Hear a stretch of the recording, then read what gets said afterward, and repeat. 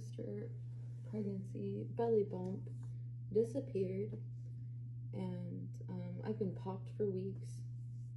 So I was like, and I always, like, as I walk out the house, I'll be like looking at my stomach as soon as I walk out of the house, because what I notice is my stomach will go flat as soon as I leave the house. I think that's my PTSD, my agoraphobia. But I noticed I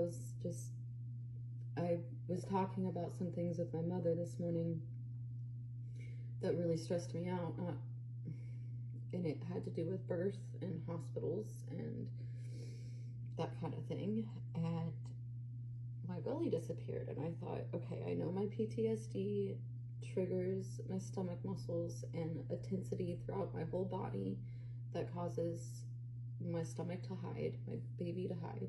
I also know that sometimes my belly just will roll over, like my baby will roll over, and then my belly will get huge, and then I'll feel baby like shift and my belly will deflate suddenly. But there are other times where I notice this happens because of where my mind is and how tense I feel. So I was like, okay, my daughter's down for a nap. It's really hard to eat when I'm stressed out. So I was like, I need to like just calm down. I'm just frustrated because I had my daughter at home, and she's 2 years old, and we still do not have a birth certificate. Not because we haven't tried.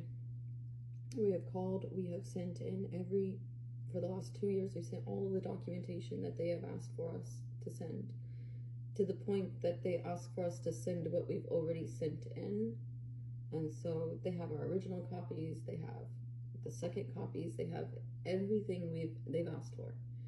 It went in delayed process because the hospital refused to give us a paternity consent form. And then on a three-way call months after my daughter was born, between Bible Statistics and the local hospital, arguing with each other about how they have to give me this paperwork, was a paternity consent form. And then we finally go in and we get it sent in. We get everything signed, we get it done, and they're like, okay, we'll fax everything in. And then they did not fax everything in until weeks later, and at that point, we were in the 6-month marker, and so if you don't get approved your birth certificate in 6 months, it goes into a delay, and they'll ask for even more things. It went from just needing our original utility bill from the month she was born to needing our entire lease from when we lived there. And so we've given them that. We've given them everything. We've given them every documentation of when my daughter has been to the doctor's office. We even had our doctor write up a specific different note about her. For a long time, they needed proof that she was born alive. They would not take the video of her being born. They say they do not take any written statements from people who were there the day she was born. We followed the rules. You know, I knew I was going to do a home birth. We followed the rules, and I said, it said, as long as you take your baby to see a doctor 2 days after they're born, just like when you get out of the hospital, you go into the doctor 2 days later. And that's what we did. And I had no idea this would even be a problem or was a problem. And then when it started becoming a problem and I started getting on these like chat forums or online groups and stuff, and there's tons of other parents who had home births who are being denied a birth certificate. We don't have EBT. My daughter's been knocked off insurance. I cannot apply for housing. I wasn't even able to have my daughter in homeless shelters because I couldn't prove she was my daughter without a birth certificate.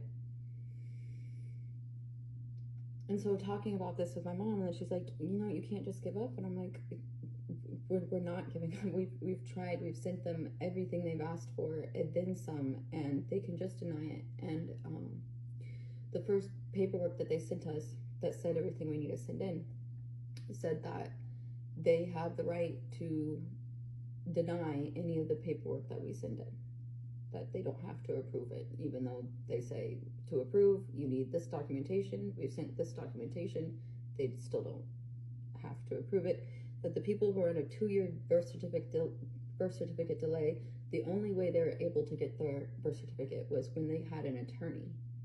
And that's if you're smart enough to scan, document everything you've sent in, and then prove that you've sent these things in. So I have documented everything that we've sent because they now have all of our original copies of anything.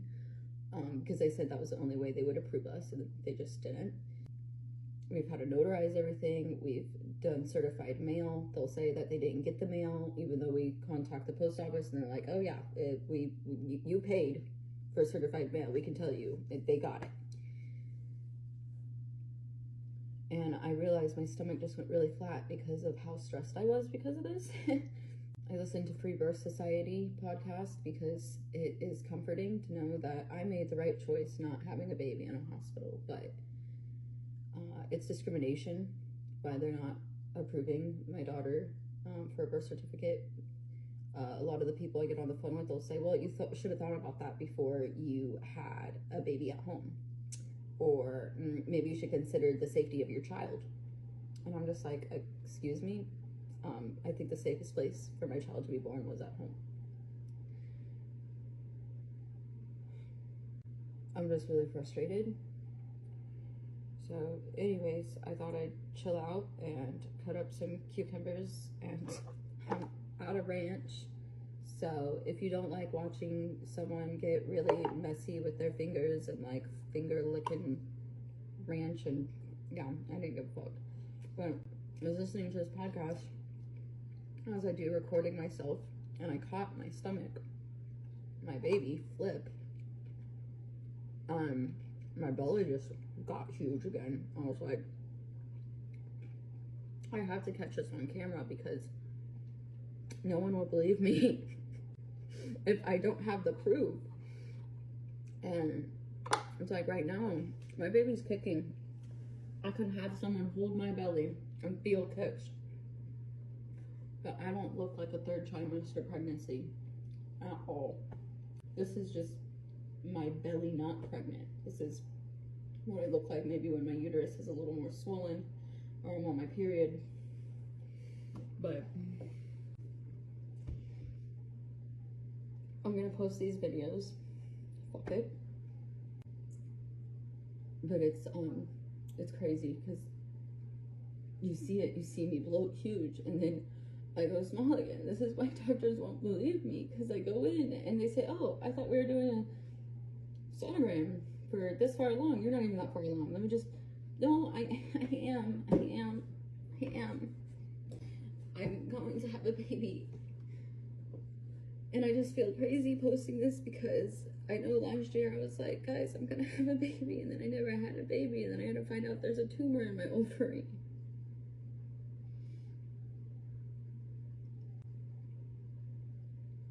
A tumor that no one would believe I had, that was causing me pain, so much pain. I went into ER after ER after ER, and they just said, no, we won't do anything.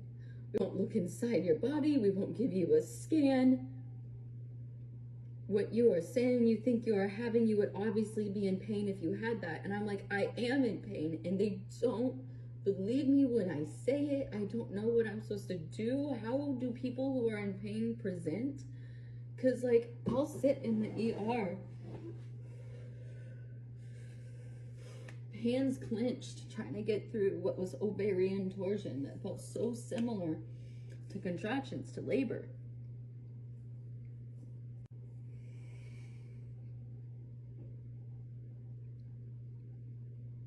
I'm getting denied housing because I can't prove I'm low income, because I can't prove my daughter. I can't even adjust child support because they're not going to consider we have another child we take care of because she doesn't have a birth certificate. Or the fact that I was so scared to go into a hospital to have a baby that I had one at home. That I know I can have a baby on my hands and knees, and how dare you ever fucking force me on my back like that.